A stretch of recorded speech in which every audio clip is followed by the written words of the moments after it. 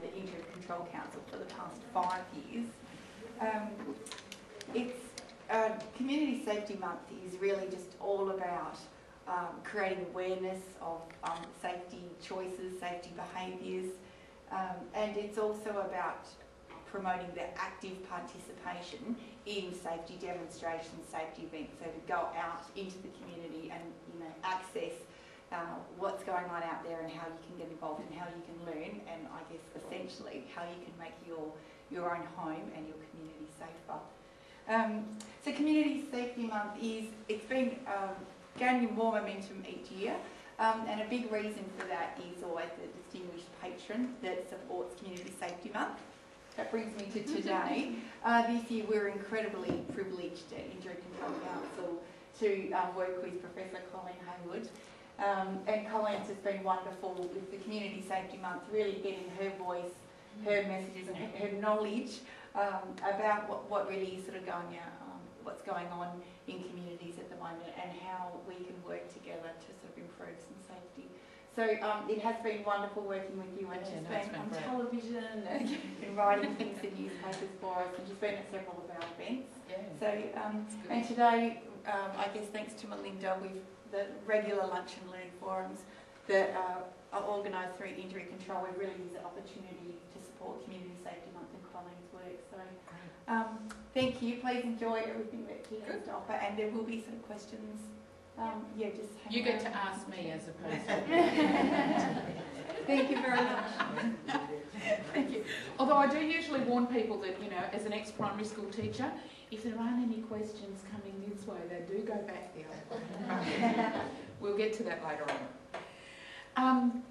Look, this by the way, oh, it actually does work. Often these things are just for recording rather than for voice amplification. But can I just find out, can you hear me okay if it's about this volume? Good. If it sounds as though the volume is dropping, it'll just signal to me so that I can get that a bit closer over here. So, I too begin by acknowledging that we're meeting on land that is part of the traditional country of the people of the Noongar Nation, and I pay my respects to Noongar elders past and present, as well as to you all. I also want to specifically acknowledge Deborah and the team at ICWA for allowing me the opportunity to be so involved in Community Safety Month. It's both an honour and a pleasure to do so. Now, because our numbers are not too big today, I'm hoping we might be a bit less formal than might otherwise be the case, and to have less of me talking at you and more of a conversation between us all. So I have left plenty of time at the end for that. There are a few aspects of community safety in regard to Aboriginal people, our families and communities that I'd like to explore a little first, at least some of which some of you will already know, but hopefully there will be other aspects that stimulate your thinking because you're less familiar with them. First though, I want to provide a little context in terms of Aboriginal people and our life circumstances. Some of you may have heard me speak previously, so you may be familiar with a range of topics I'm often called on to address, including the life circumstances of Aboriginal people, our historical and current contexts, the disparity in outcomes for Aboriginal people compared with non-Aboriginal people, our relative Human Development Index assessments. Whether or not you've heard my perspective on those things, I expect many of the findings and much of the context will already be known to you. As such, you will know that the picture is not a good one, to the extent that when I tell the story of that picture, it sounds bleak, even to me, and that puts us in danger of feeling so overwhelmed by the negative aspects of the story that it can feel too big to address, once again, even to me. You'll be pleased to know, therefore, that I do not want to spend very much time at all on that picture, that story, today. There are a couple of things, however, that I do need to reinforce straight up, and then we can put most of the stats aside and have our focus on some of the things we can do, indeed are doing. The first is that, broadly speaking, Aboriginal people do not present favourably against any indicator we might use to measure the status and development of a society. In this case, the Australian society. This applies to health, housing, education, employment, socio-economic status. As a generalisation, we are born less healthy, live more poorly, are more likely to spend time unemployed or in incarceration, and then die younger than the broader Australian population. We also are much more likely to experience violence, especially in our homes. Now, there are reasons behind this, of course, and without going into them, though I'm happy to answer questions on that a bit later, I want to reinforce that reasons and context are not excuses. They help us to understand, including understanding about the journey of some of our families over time, but they are not excuses for any of us to have lesser expectations for the lives of Aboriginal people to be healthy and safe. The second area on which I want to comment up front is about the Human Development Index, something which is undoubtedly also familiar to you as we all become much more sophisticated in what we know about how we develop as people. Briefly, the Human Development Index is used for the international ranking of countries and their populations based largely on three factors, namely our longevity, or our life expectancy at birth, the adult literacy rate, or the extent of our knowledge, and our standard of living, essentially the gross domestic product per capita. In terms of the Human Development Index, Australia as a general population has pretty consistently been ranked in the top 4 or 5 in the world, with Scandinavian countries pretty well always featuring as the ones to beat. The most recent such assessment was last reported in March this year. Australia's ranking is currently number 2 in the world, after Norway.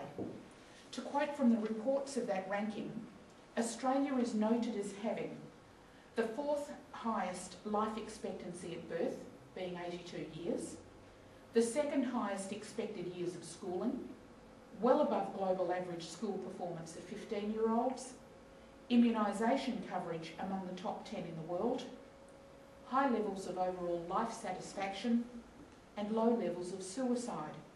On this, we were the lowest among the top 10 nations, albeit the situation for Indigenous people is quite different. Now, all that sounds, and is, pretty impressive, which is why Australia is in the category referred to as having very high human development.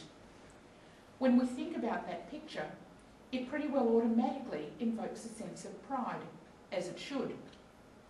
That is until you learn that when Aboriginal and Torres Strait Islander populations are assessed separately from the rest of the Australian population, our category reference is only medium human development, with a ranking of around 103.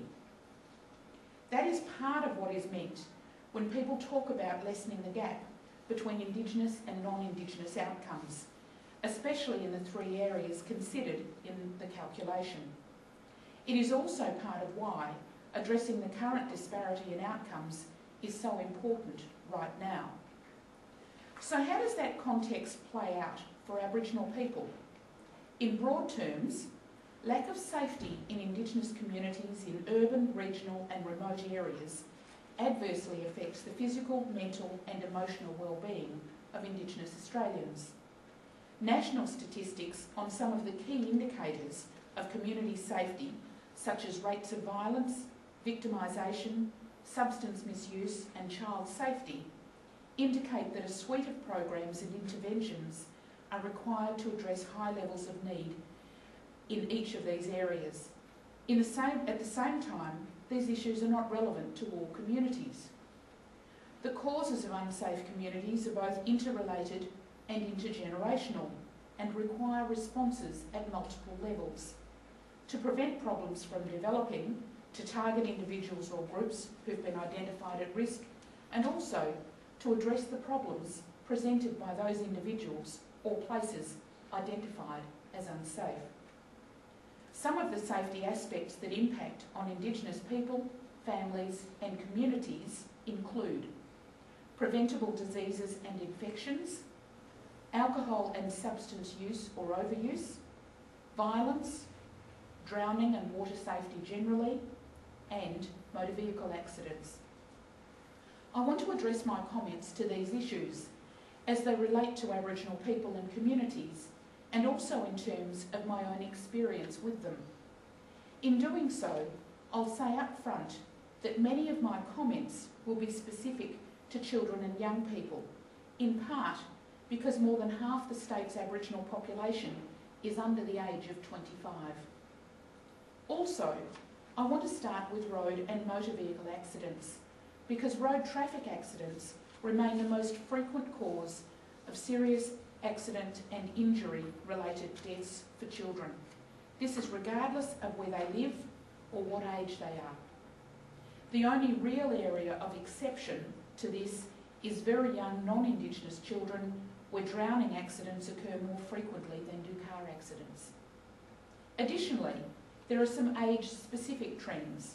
For instance, in very young children, so pre-primary school age, causes of deaths or serious injury was the greatest of all age groups and due mainly to accidents or injuries, especially related to pedestrian road accidents, with drowning and fire accidents also high.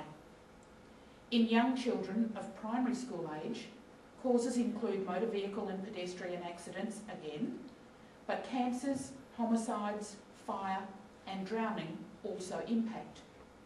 In older children, now high school age, causes of greatest effect also include road traffic accidents and suicides. This is also the case in young Indigenous adults, where additionally cancers impact. But first, to road accidents. Personally, my first experience with road and car accidents occurred when I was a beginning teacher. One of my early school postings was to Gingin, only an hour's drive north of Perth. For those on longer trips such as to Geraldton and further north, Gingin is now often bypassed because of road developments, but when I was teaching there, all traffic went through the town.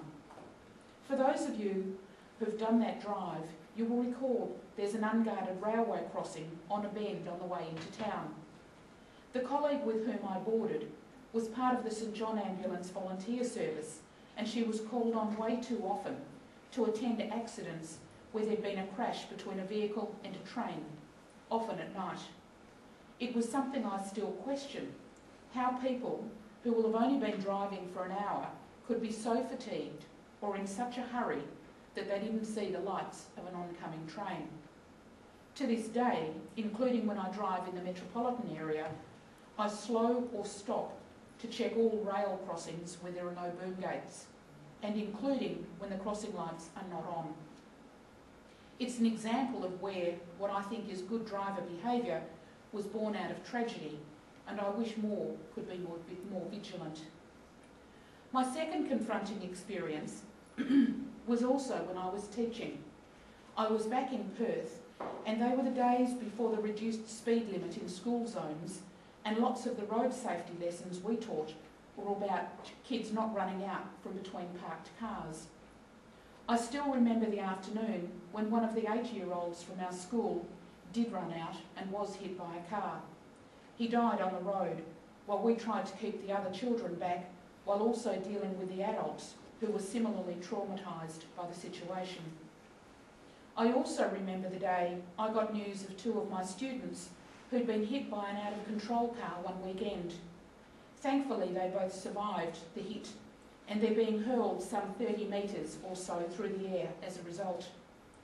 They'd been doing nothing wrong, not even anything careless. They'd simply been walking along a footpath, but were clearly in the wrong place at the wrong time. Both sustained terrible injuries, but thankfully not brain injuries. And I visited them most school days in Princess Margaret Hospital on my way home, with work having been prepared for their lessons so they didn't fall behind and didn't have to get bored with what the hospital was able to offer. I'm sure you won't need to ask me if I'm in favour of some of the developments we've seen over time, that of reduced speed in school zones at the start and end of the school day when more children are about, and the shift from 60 kilometres to 50 in many suburban areas. Though it would be nice to see some research about how often people adhere to that. In terms of road accidents, I do want to draw to your attention some other aspects about which you may not have thought in terms of Aboriginal people. For instance, many of us are unemployed or underemployed, so our family income levels are low. Remember going back to that Human Development Index story. And even more financial strain resulting from the fact that we love kids and tend to have lots of them. Similarly, all of us have cultural obligations, including for us to attend particular ceremonies or functions, even if they're a long way away. This means that the cars we use are not necessarily in good condition, and we sometimes have to overfill them in terms of people in order for whole family units to, for instance, head to a funeral. Our cars may not even have the right number of seatbelt restraints for the number of people travelling. In some ways, sometimes it is our circumstances, including financial hardships, that exacerbate issues like road accidents, as well as the trauma that results.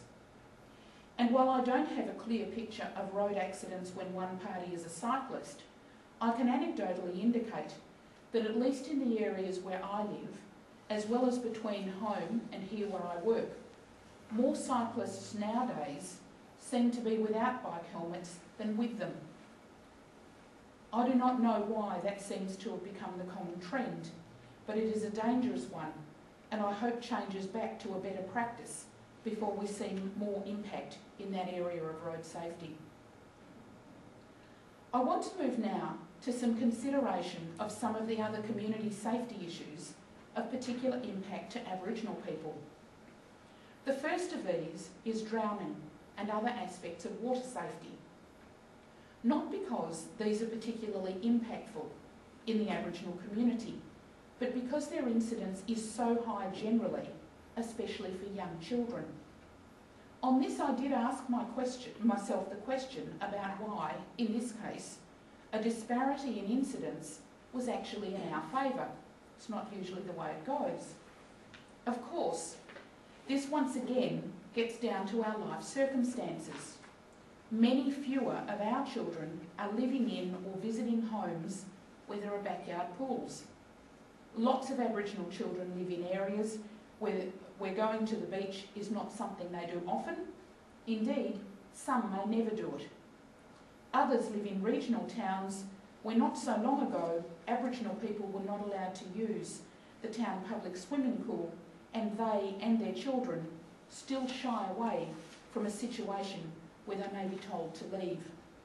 In other words, the relative lesser influence of drownings and other aspects of water safety are due simply to us not having the same level of exposure to it. Sadly, this is not the case with other aspects of community safety, including such things as exposure to violence and the impacts of it. Aboriginal and Torres Strait Islander people are overrepresented as both perpetrators and victims of violent crime. This is confirmed by high hospitalisation and death rates due to assaults and by high detention and police apprehension rates for Indigenous people for acts intended to cause injury. It's an unfortunate fact that family violence rates are extremely high in Indigenous communities. It is tragic that family violence escalates to homicide in Indigenous situations at rates that are double that of the non-Indigenous population in Australia. It seems all too often an occurrence that when we read the morning paper, there is a report about a violent incident where there's been a death or serious injury. Of course, this doesn't happen only in Aboriginal families and communities. It's just that ours tend to be in the family relationships, and too often fuelled by drugs or alcohol. Whereas for the non-Aboriginal population, there appears to be a growing incidence of violence at what we now commonly refer to as out-of-control parties and pub brawls, including king hits, also often drug and alcohol fuelled. Our acts of violence tend to be heat of the moment, and while there are way too many such moments, we figure less in the area of apparently being calculated crimes of violence, such as deliberate or pre-planned murders. It is also a sad fact that too often violence is violence against oneself. Suicide and other self-harm rates seem to be prevalent in some remote areas of the state, but I say that with caution. We don't really know the extent of these behaviours, and sometimes instances are hidden or otherwise unreported. However, we do know that rates increase as children get older, and that they're higher for Aboriginal than non-Aboriginal young people, and higher for boys than for girls. Interesting. Isn't it? I should just explain while somebody just wander around. Sorry, I hope that works. Most of ECU's, yeah, we're all sitting too still. Selfishly.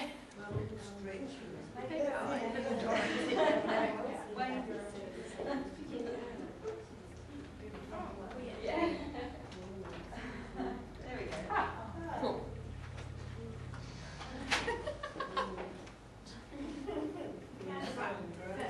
Press the button. We also know. Oh. I'll just stand here. Oh, but you guys are still in the dark. Okay.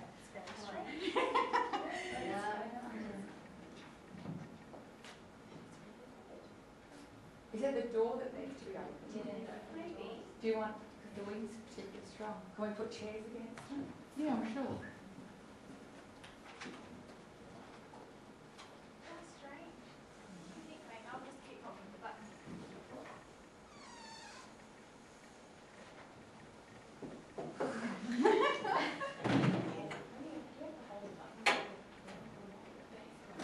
Okay.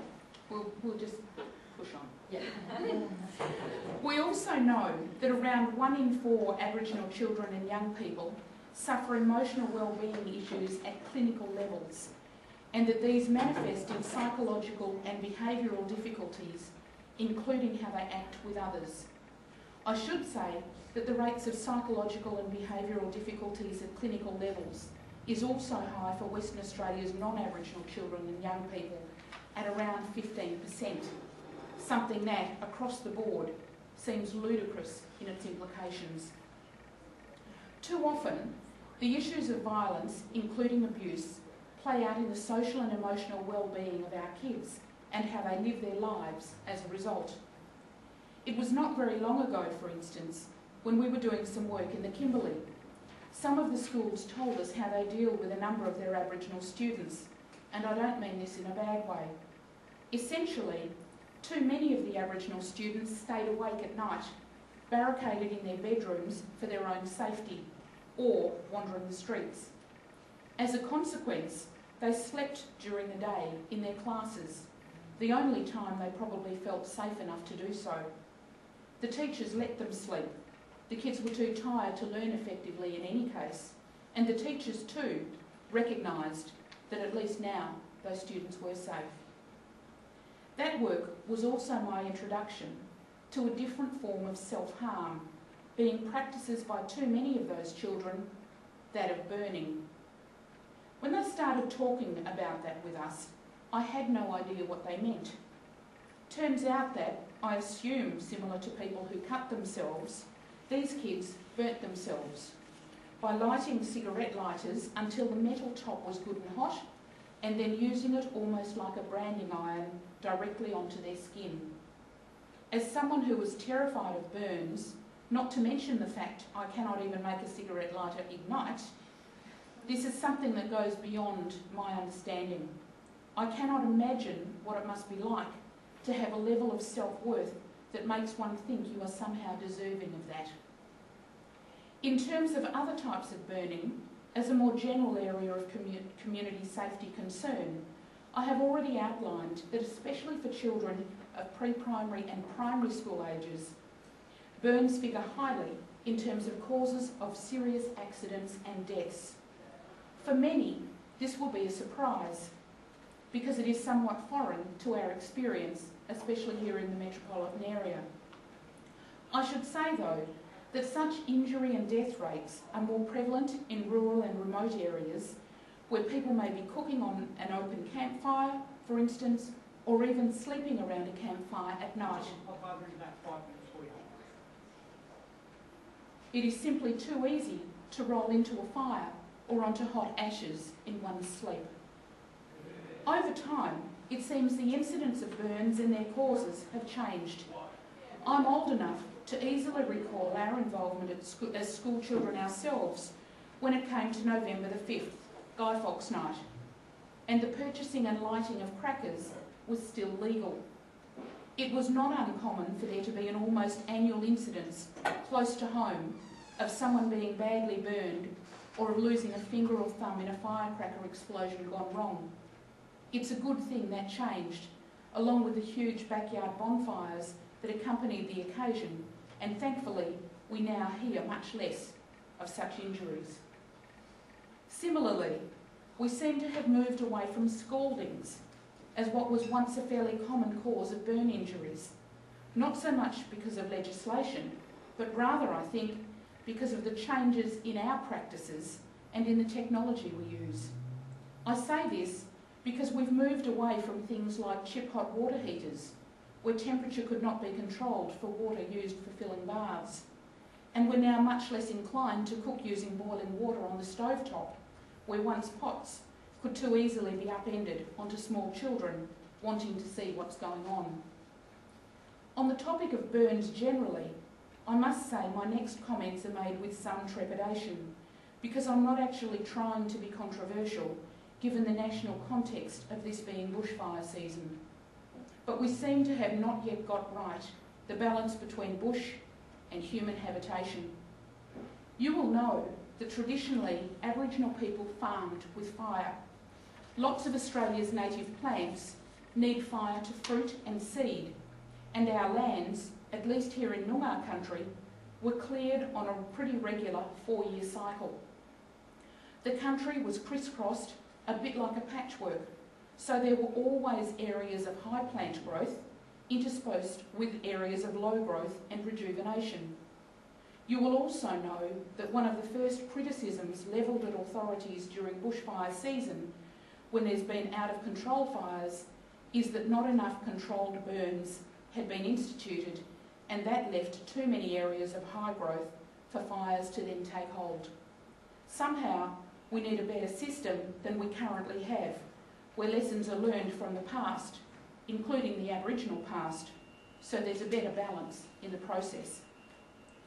I want now to shift the conversation, or at least my train of thought, to other community safety issues of particular impact for Aboriginal people.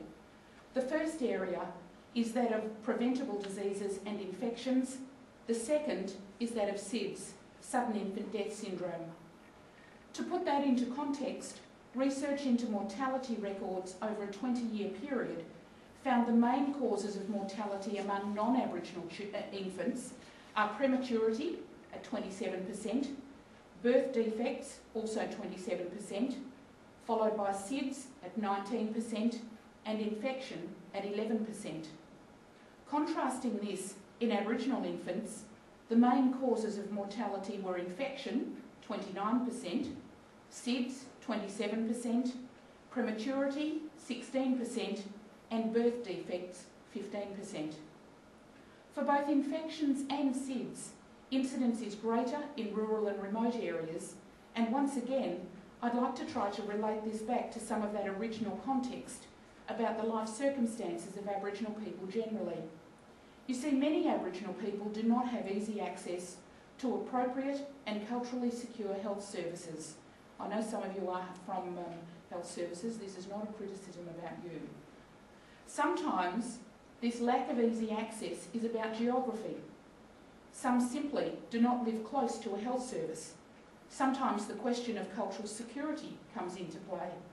This is really a question about if the health service is close by, is it run and organised in a way that encourages people to attend when they're in need, versus is it a place people try to avoid because they don't like the service they get or perhaps they're not confident their personal records will be treated with confidentiality. This can mean that people avoid going to a particular health service, even when they or members of their family are unwell. This in turn can mean that what starts out as a minor infection can have developed into something quite serious before medical attention is sought or secured. This is not only about the health services available. Sometimes it also goes to Aboriginal child rearing practices. We bring our kids up to be pretty independent, so we do expect kids to bring problems to us. If they don't, we're likely to not recognise a problem, and if our kids don't complain, and often they don't, that can complicate timing issues around early interventions such as the prescribing of antibiotics. I should also say that sometimes the messaging used around health treatments is not always clear. For instance, who in this room has ever taken antibiotics but not quite finished the course? Right, it's all of us. We know from health awareness campaigns over time that this is not uncommon. That's why we're now being told we must finish a course of antibiotics, even if we do feel better before the end of the course. Even so, I'm not confident that all doctors explain why that is so.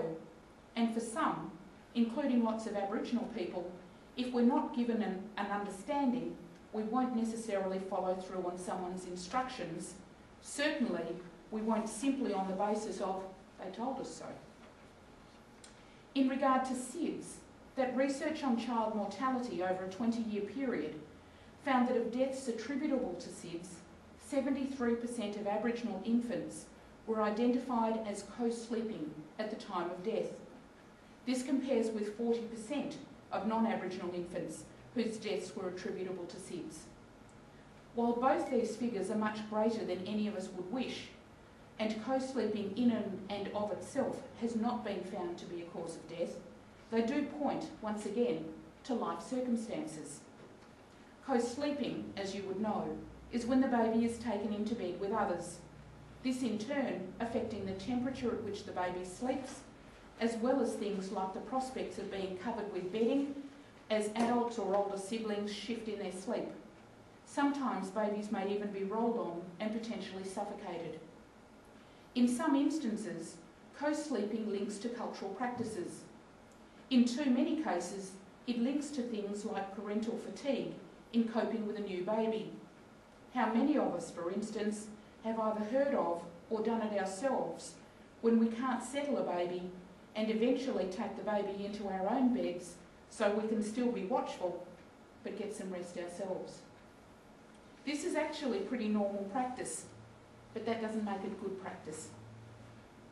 What is less normal, but still occurring too often, is in regard to those families who simply can't afford to buy a new cot when baby arrives. Co-sleeping is a more affordable alternative, though too often with tragic consequences. I want now to change direction again and talk a little about the impact of alcohol, drugs and other substances, including tobacco. Once again, you will know that tobacco use is a significant contributor to premature death and ill health, and it is often associated with other lifestyle-related health risk factors, such as excessive alcohol consumption, low levels of physical activity and poor diet. Nearly half of the adult Aboriginal population Australia-wide are current daily smokers. This is about 2.4 times the rate of non-Indigenous smokers.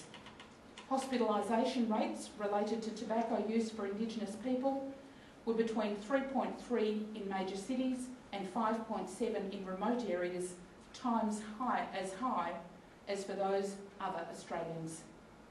Similarly, alcohol, drugs and other substances are used or misused way out of proportion relative to our population. Australia is not the only country where we see this. It is a sad pattern of countries that have been colonised under circumstances where the original people were dispossessed. Of course, while we can know such things, I do not want to represent them as an excuse or somehow a valid reason. There are also some interesting myths that are born of some of what people think they see. For instance, it's a common myth that a large proportion, perhaps even a majority, of Aboriginal people overdo alcohol. What you may not know is that we have a higher proportion in our population of people who don't ever drink alcohol than in your population. But the ones who do overdo it tend to be more visible. So what is being done and what do we know works? Once again, to try to provide some commentary around that question, I'll address some of the risk safety factors already discussed.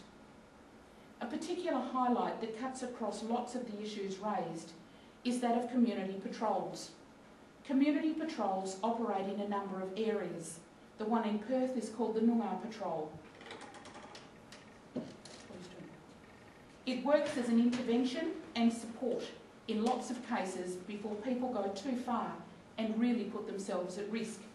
For instance, Noongar Patrol vehicles drive around through evening and into the night when and where people are around, so they can intercede if it looks like a situation might deteriorate into violence. They also take people to shelters, sometimes take them home and out of harm's way. The patrols are staffed by Noongar people, so their work is less threatening than if a similar service was operated by the police, for instance. Their funding is always tight, and from time to time, this type of service is under threat. But there's an increasing awareness that having people on the street to assist is an effective prevention or harm minimisation strategy. We also have a better understanding nowadays that disadvantage can have multiple causes. For instance, factors such as education and training, economic participation, safe and supportive communities, the home environment, healthy lives and early childhood development can all impact on disability and chronic disease, as well as young child mortality. Similarly, some actions can have multiple effects. For instance, if we do something, if we really want to do something, we get people into houses. If we address overcrowding in houses, we can make a positive difference in education and training achievements, healthy lives, including a decrease in disability and chronic disease. We can improve the home environment, which may in turn decrease family and community violence. And we can facilitate the strengthening of safe and supportive communities. We're also getting better at our health messaging, though we still need to refine our skills in this area. To give you an example in the smoking area, for years we've known and been telling everyone that smoking during pregnancy will impact on the health of an unborn baby, likely leading to a low birth weight baby. Of course, we also know that simply saying people should give up smoking doesn't make it so. But that's a story for another time. Some of us will know the implications of babies being low birth weight, but others may not. In fact, it has impacts on many aspects of the baby's life pretty well throughout their lives. If you don't know that, there are some quite different things you might hear when somebody tells you you're going to have a low birth weight baby. Things like, oh well, I won't put on so much weight and it'll be easier to get back into shape when the baby comes. Or, that means my labour and giving birth will likely be easier. That can't be a bad thing. Or, never mind if baby's small, we'll feed him up later. We don't have everything right in terms of health messaging, but at least now we know we don't have it right. And that's a really important first step for us to work from.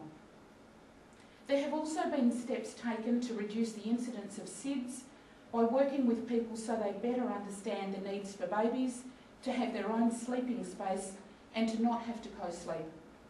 Of course, my comments about effective health messaging are important in this educative campaign. This applies too to burns, infections and water safety. We need to continue to work to ensure that what people hear is what we intend for them to hear, and that our messaging also goes to real actions people can implement along the way. And there's lots also being done in trying to ensure better access to timely quality healthcare with standards including culturally inclusive practice being a real priority. Often when I speak of matters impacting Aboriginal people, I find it worth reminding everyone that if something impacts on us as an issue, if something impacts on or is an issue for non-Aboriginal people, it will likely be an issue for us too. What is different is the extent to which some things impact and the way we work with people to bring about change. Highlighting the needs of Aboriginal people in regard to community safety is important, and I again thank ICWA for the opportunity to add to that conversation. All of us working with Aboriginal people, their families and communities, it's even more important, and I hope today's conversation encourages us all to do that more. Thank you.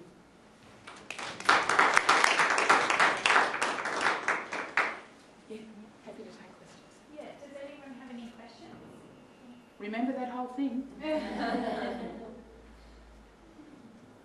Whereabouts do the normal patrols operate? Is it across the metropolitan area, or are there sort of certain areas at the moment? It's actually, I guess for me, the visibility factor is much more around Northbridge because I live in Northbridge. But we will know from media coverage over years that that's also, I guess, a high exposure place in terms of Aboriginal people generally, but especially Aboriginal young people being out of a night time. Right. Because of the visibility factor, there's also more non-Aboriginal people who may complain. Yeah. And once again, the fact of media coverage means maybe people are more sensitised to it or more on the lookout for something happening. So certainly around Northbridge and other high density, high activity areas. So it's not going to be around normal suburban streets. And to my knowledge, they also patrol in Fremantle, but once again, that stretches the resources. Other question? Yes. My question, and you've touched on it in terms of visibility and sensitivity, would be around some of the social norms. I Yes. think that we're currently doing some work in Balga High School, Oh, yes. and we've been really surprised that the perceived problems around violence and fighting and alcohol and drug use are actually perceived and not necessarily Real? the reality. And certainly through some of the preliminary work, I can't say that word, those children, those teenagers actually know the messages. They actually know that they shouldn't be drinking. They know that alcohol is creating problems at home. They actually have all those kind of that knowledge and therefore some of that resilience around it. So I guess my question is, what are your thoughts around, obviously the statistics are there and there is the issues, but also do you think that there's some perception disparities and perhaps some social norms that need to be addressed? Yeah. I think there could be. Yeah. But first of all, I have to say that that Balga Senior High School, for those of you who've not had an involvement with them, do some fantastic work. And some of the work that I have seen them do is where kids are actually making videos with those good health messages. So anti-violence, anti-almost gang or feud kind of ructions within the community. So people have been working with those kids and the kids have been really receptive to it for some time, and I think that's a great thing. Where I say there could be a mismatch in terms of perception is we know that both good and bad behaviour can be normalised. We don't know, for instance, if a child or even another adult says, no, there's no violence or abuse in my home. Now that might just be that somebody hasn't got a black eye or a cut lip. It doesn't mean there's no abuse. It could be that the abuse is happening in a different way, but has become normalised and people don't notice it so much. We get desensitised. Now, I don't know if that is the situation. That would really take some teasing out, I think, and some much closer observation.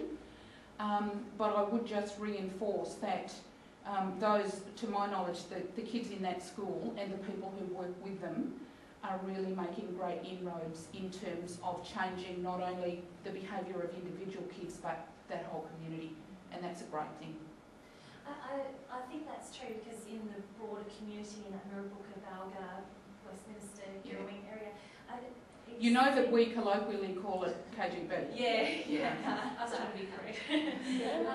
But there seems to be this disparity between the youth and their understanding of health and wellbeing and community safety messages versus the older generation, their parental generation, and that's where there's some issues around community safety, perhaps more in that older generation rather than actually in the youth.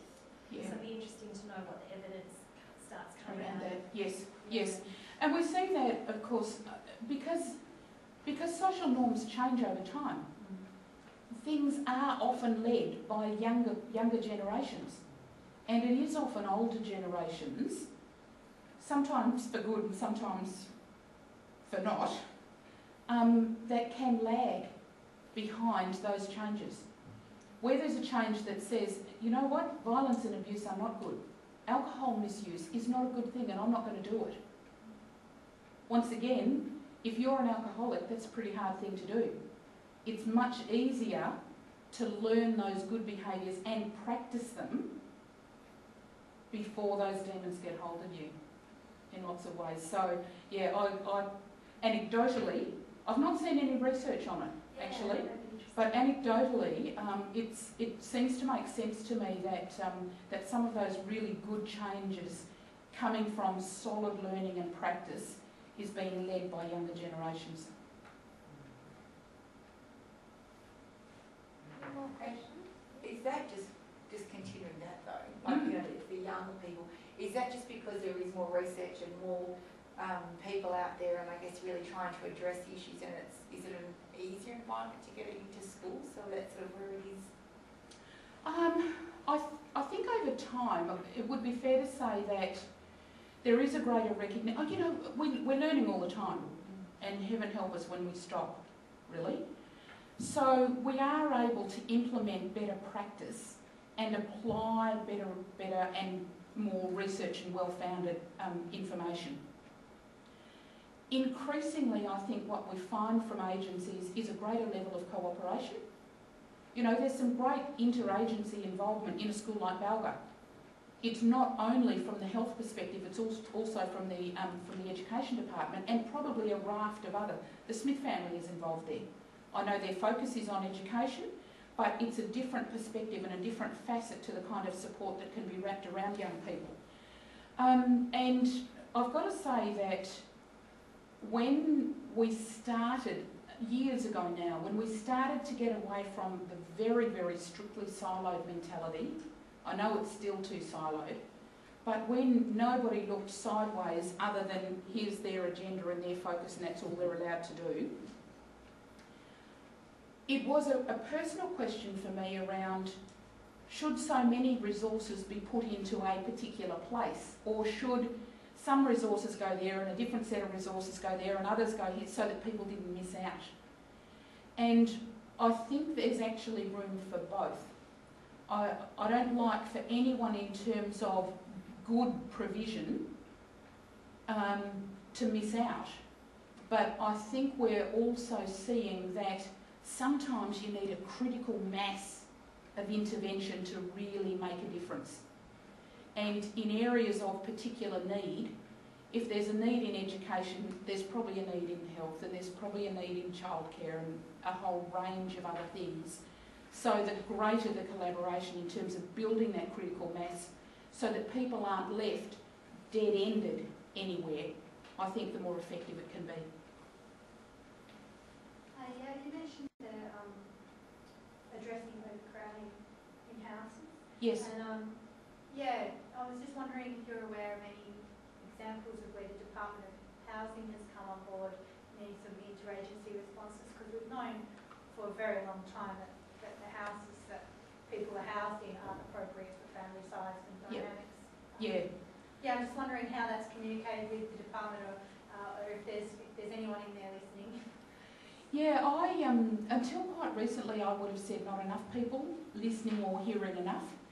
But I've heard recently of a particular initiative that's happening in, I think, the East Kimberley rather than the West, and now starting in areas of the Pilbara.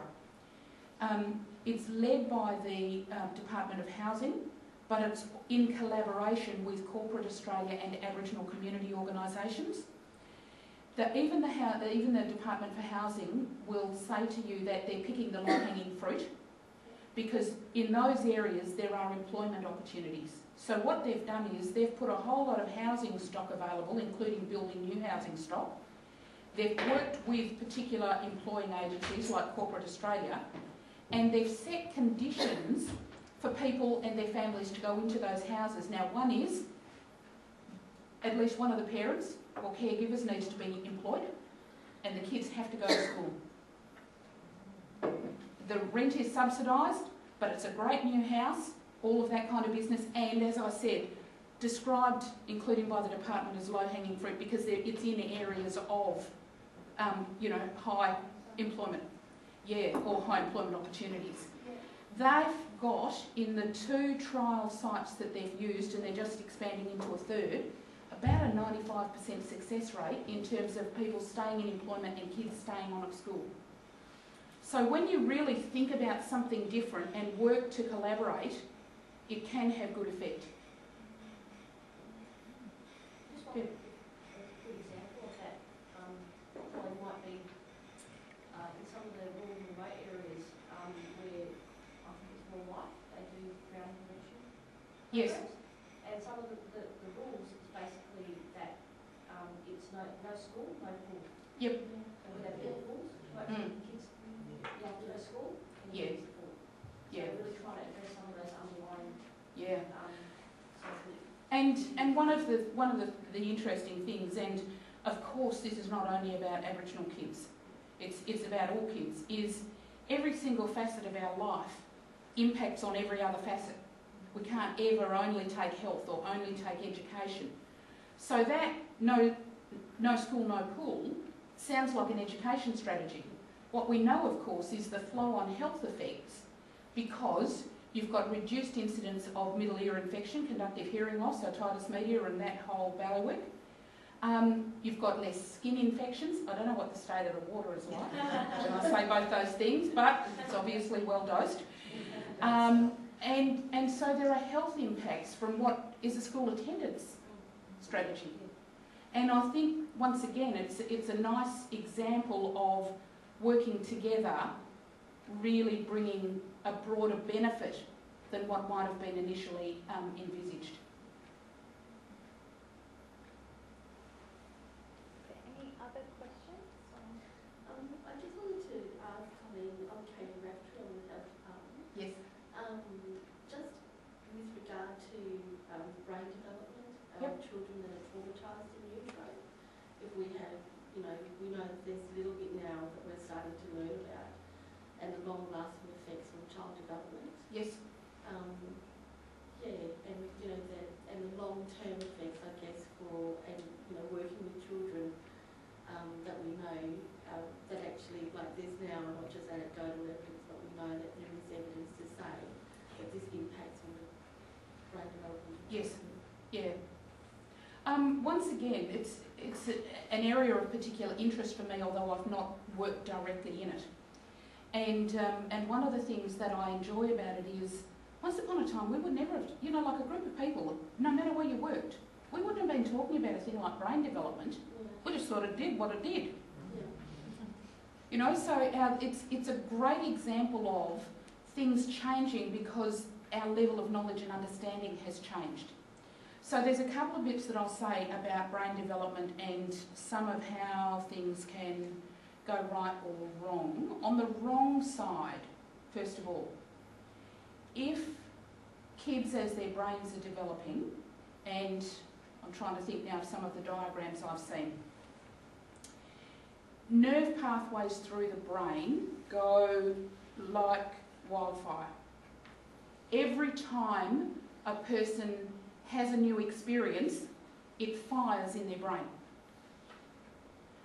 And it keeps firing, so there's more and more and more and more and more. What it then does though, by the time a child reaches about 12, is it starts to refine itself so that if those things that were learned aren't being used, you know, the old use it or lose it stuff, it cuts out.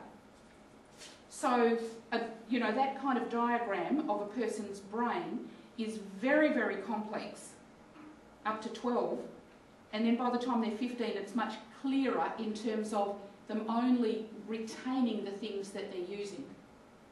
Now, how that plays out, that and some of the more physical pronouncements, I guess, in people is when they face stress from life trauma, life stress events, and there's a whole raft of them. Once again, we all face them. Every time you move house, including as an adult, or you get evicted for that matter, or there's a death or serious illness in the family, or somebody loses their job, or gets carted away to prison, or, you know, a funeral, anything. There's a whole bunch, divorce, marriage as well. They're all life stress events. Our ability to deal with them generally comes with the time in between those things happening, so we've got time to recover. For too many Aboriginal people, there are too many things in close proximity time-wise, so there's no recovery time. And we know neurologically that that plays out in two ways. They either overreact, which leads to violent acting out, or they underreact. Oh, and the overreaction, by the way, can also lead physically to heart problems. Have a look at our heart and cardiac difficulties, so you can see how that adds. Or it underreacts, so they shut down so they don't have to deal with it, and that can lead to things like diabetes. Once again, high incidence in the Aboriginal community in physical health terms. But some of the really, really good news is not only do we know more about that whole area of brain development and are learning all the time, but some of the best things, and this once again gets to the message of, or gets to the fact of health messaging, that I saw even a couple of years ago was Menzies School of Aboriginal Health Research based in Darwin had a plastic sheet that was probably, you know, that table, that square, that showed the brain development, and you had health workers going out to communities, sitting on the ground, that's why it had to be plastic, in terms of explaining what happens in the brain as kids have good or bad experiences. To be taking that, you know, from none of us having any knowledge about brain development, to that kind of knowledge being taken out to people in remote communities, I think is fantastic. But on the Menzies site, you'll find some of that stuff. Colleen, can I just keep expanding from what you're saying? And I guess when you sort of said either over or under exposure, but it's due to the fact that there's so many big events happening in a much shorter time, so they haven't got time to get used to one.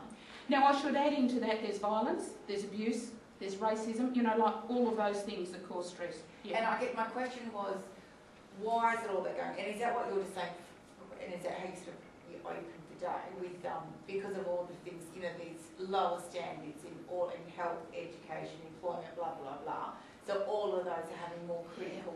It just goes around and around and around like that. So and I guess for that reason, it's a much bigger, harder thing to tackle. Like we're aware of it going on and why, but then I guess, and it's like you almost have to address each issue, knowing that they all interconnect.